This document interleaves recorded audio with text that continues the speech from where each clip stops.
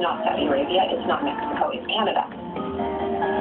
Clearly winners and losers out of the Iraq War, and if the Iraq War had not taken place, then obviously we would not have the massive boom in Alberta.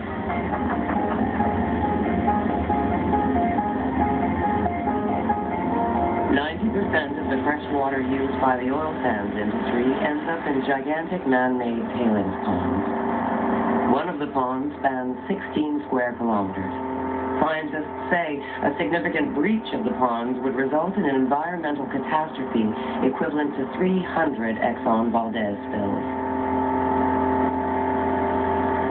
Tailings ponds are a mixture of processed water that comes from the processing of the ore.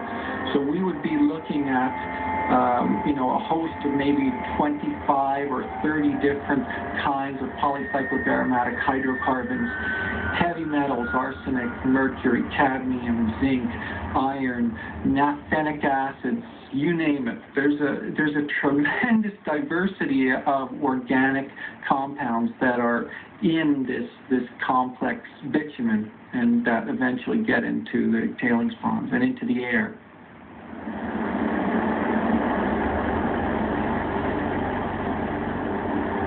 Every tailings pond in the tar sands region leaks. Every one leaks every day, 24 hours a day.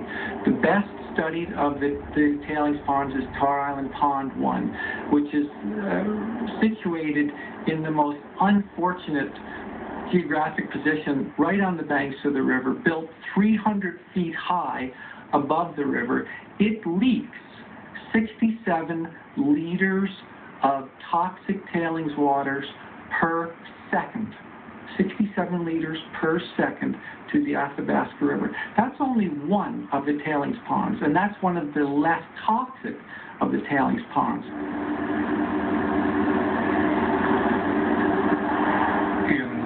In about the middle 80s, there was an environmental assessment of the seepage management from that dam, which I was a part of with others for behalf of the province of Alberta. And Great Canadian Oil Sands, the Suncor predecessor, was obliged to collect all the fluid from its drains and put it back in the pond, which it's been doing since then. Nevertheless, there is still some seepage through the foundation out into the river. I can't. It's a modest amount of water measured, perhaps in some tens of liters per second. And it's monitored intensely for fish impacts and small invertebrate impacts and so on, and no impact has been detected. So in terms of, and that's I think it's correct to say that's the worst, if you like, of the seepage issues getting into the river today.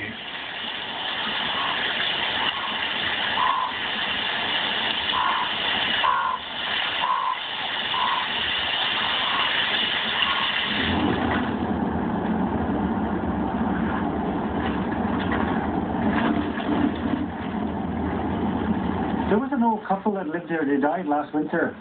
Yeah, the old lady died of cancer again, and the old man just gave up.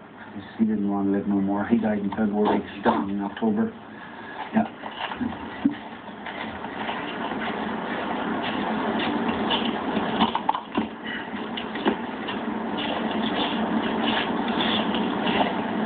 We used to go on the edge of the rocks down here.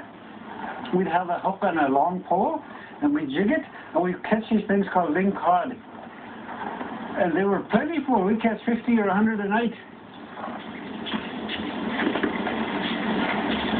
We've dabbled with nature for so long, we screw it up every time. Leave it alone. Yeah.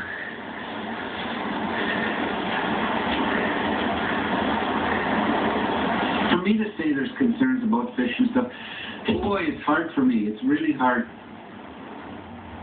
And this one here, you'll see the large cyst on its side.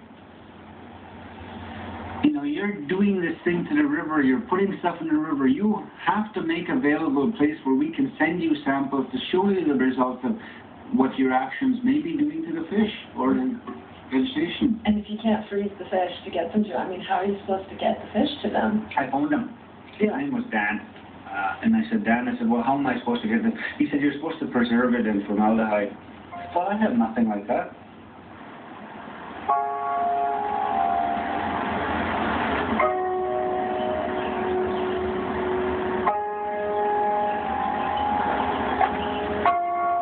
In my estimation, my opinion, the Alberta government has no clue as to the actual state of the Athabasca River.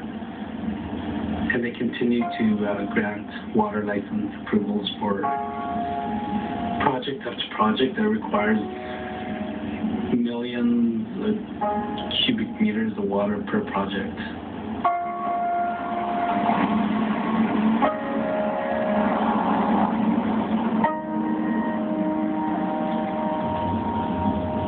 I mean, there's been a obvious observation from our people in the community that something's wrong with the water, possibly. That there are so many of our people dying of cancers that are so rare, according to our doctor, that you shouldn't find these types of cancers. There's so many in a small population of our community.